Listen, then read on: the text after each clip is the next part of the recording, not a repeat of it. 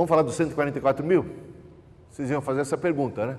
E os 144 mil? Estamos falando aí, né, dos judaizantes, porque tem gente ainda judaizante hoje em dia. Tem gente que faz uma leitura da Bíblia, parece um sionista, tão judaizante, e que não consegue compreender o que é que Cristo veio trazer. E que não consegue compreender que o próprio Apocalipse foi escrito para quem? Endereçado para quem? Vocês estão tímidos, né? Para a igreja. As 7 igrejas, e o 7 a gente sabe que é um número, né, que indica a perfeição, a plenitude das igrejas. Igrejas da Ásia Menor, da Turquia, não é? Ali da região da Turquia. Essas igrejas são igrejas gentílicas, compostas predominantemente por gentios. E estas igrejas é que receberam o Apocalipse escrito para elas, num contexto de muita tribulação, para consolá-las, confortá-las, animá-las, exortá-las à santidade. Então, entende-se que o Cristo é o autor, é o escritor, é o porta-voz dessa carta, é o redator dessa carta. Enquanto a igreja, a sua igreja, o seu corpo, é o que recebe a carta. Esqueci a palavra. O destinatário. Tão fácil e de repente foge. O destinatário. E aí? Foi escrito para ela. Se foi escrito para ela, quando se fala de 144 mil, o que uma ideia de 144 mil judeus selados, enquanto a grande multidão não foi selada e está separada desse... Que consolação isso traria para a igreja? Para pensar. Veja que a igreja é retratada com muitos números no livro de Apocalipse. A igreja está em foco. Ela é o alvo, o objetivo da carta do livro. Ela é descrita em primeiro lugar como os 7 candelabros. Os 7 candelabros, a igreja. Também é descrita e se apresenta e está representada como os 24 anciãos. Muito interessante notar, 24 anciãos, os anciãos são os cabeças, né? Os cabeças, os apóstolos, os cabeças, os patriarcas. Então, 12 patriarcas representando 12 tribos do Antigo Testamento e 12 apóstolos, somados 24, ali representa o povo de Deus. Os 24 representam um bloco só.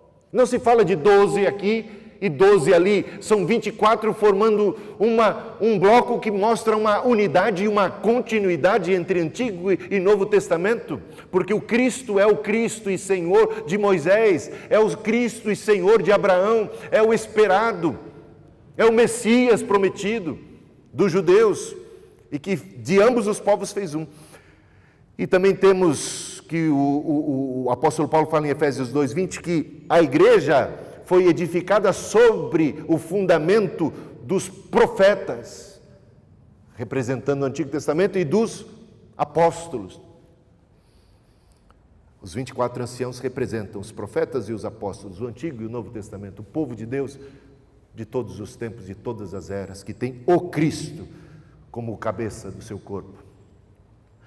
144 mil também é um número de representação da igreja. Está lá em Apocalipse capítulo 7, versículo 4. E é interessante notar, 12 vezes 12 dá 24. Lembra dos 24 anciãos? Bom, 12 vezes 12 já deu 24.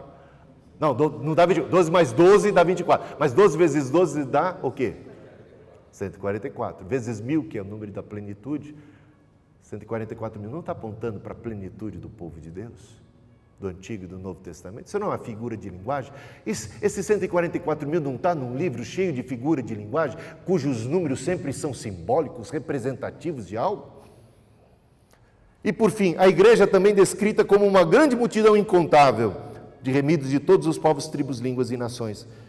Vamos falar um pouquinho mais dos 144 mil. Seriam os 144 mil literais, judeus literais, 12 mil certinho de uma tribo, 12 mil certinho de outra tribo, que ainda vai dar problema, porque tem tribo que não aparece ali, vai dar confusão, né? Vamos ver.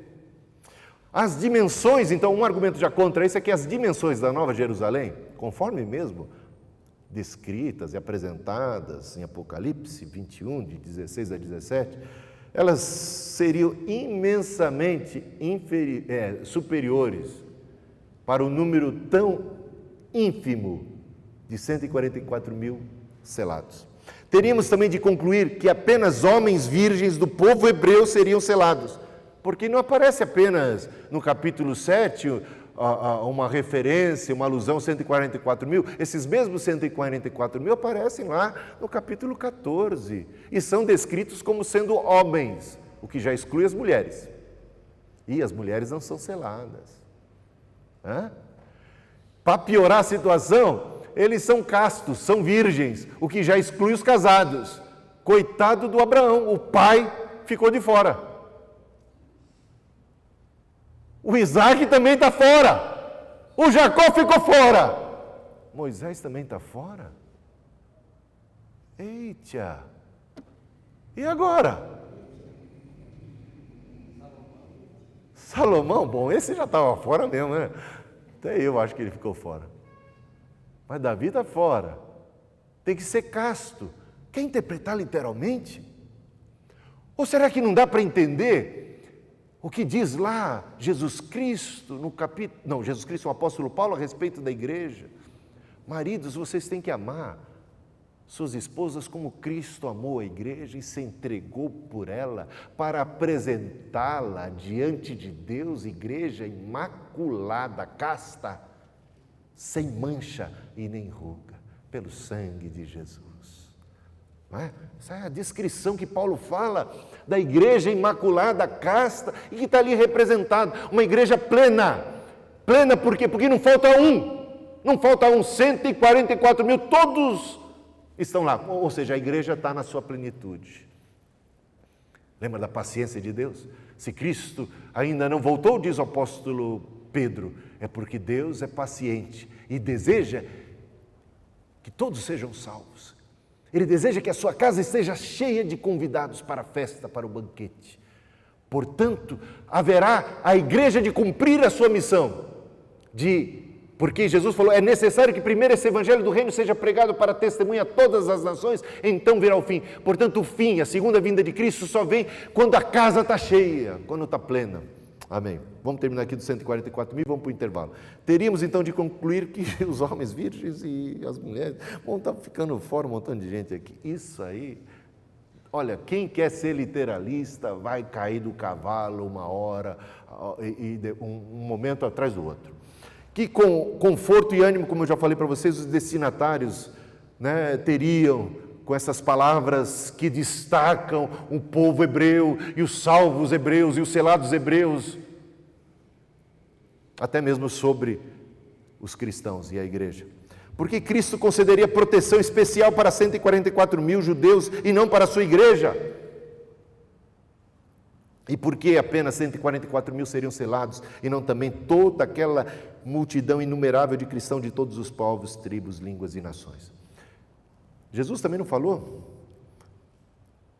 Não, Paulo também não disse que a parede de separação entre judeus e gentios foi derrubada? E que história é essa?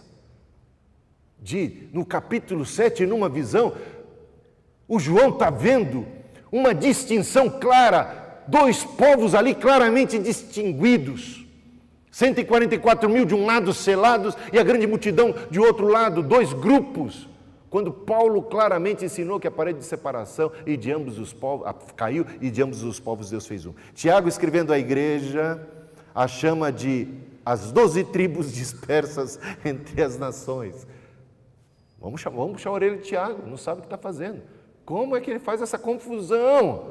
Como é que ele pode dizer que a igreja, ou chamar a igreja, ou chamar os crentes, gentios, de as 12 tribos dispersas entre as nações? E Paulo afirma que mediante o evangelho Os gentios são co-herdeiros com Israel, membros do mesmo corpo e coparticipantes da promessa em Cristo. Efésios 3:6.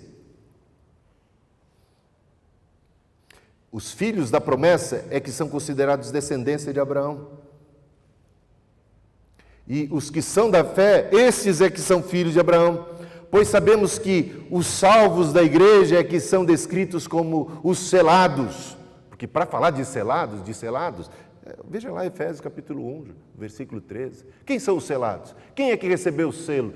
Quem é que tem o selo do Espírito como penhor da nossa herança? A igreja, os cristãos. Esses são os selados. E ainda sobre 144 mil não serem literais, eles não são literais, pois os servos do nosso Deus, que estão ali numa descrição dos 144 mil, do versículo 3 do capítulo 7, são descritos como servos do nosso Deus. Mas no Novo Testamento, os servos do nosso Deus são parte da igreja. Por exemplo, Paulo e Tiago se apresentam como servos de Deus. Tito 1, Tiago 1, membros da igreja também são chamados de servos de Deus. Apocalipse 22, 3 a 9, Apocalipse 19, 10. E sabemos que a revelação do Apocalipse foi dada a 7 igrejas, não é mesmo? E sabe como é que termina o Apocalipse? Olha que frase.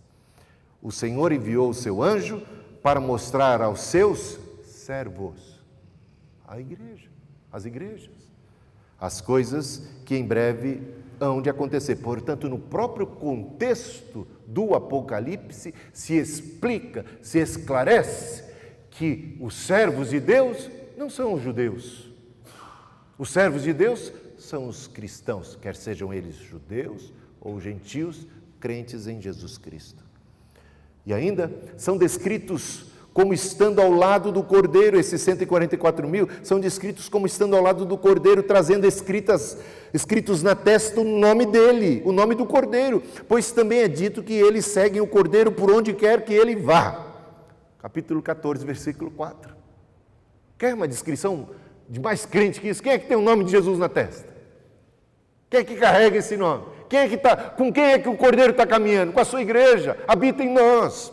E também são descritos como aqueles que haviam sido comprados da terra. E sabemos bem que os remidos da igreja é que foram comprados por alto preço. Veja lá, 1 Coríntios 6, 20 e também 7, 23. Puxa, olha, veja quanta coisa eu falei dos 144 mil, ainda não terminei. Mas vou terminar agora, depois a gente vai para o intervalo. 12 é o número usado para representar o povo de Deus, tanto no Antigo como no Novo Testamento. São 12 as tribos do Antigo Testamento e 12 os apóstolos do Novo. Sabemos também que o número 1000 representa a plenitude, como vemos em Apocalipse 20 e no Salmo 84:10. Melhor é um dia nos átrios do Senhor do que 1000 em outro lugar. É bastante lógico, então, concluir que o número 144 mil, 12 vezes 12 vezes 1000, está sendo utilizado para representar a totalidade do povo de Deus, a soma dos remidos do Antigo e do Novo Testamento. E vamos para o intervalo. Deus abençoe. Até mais.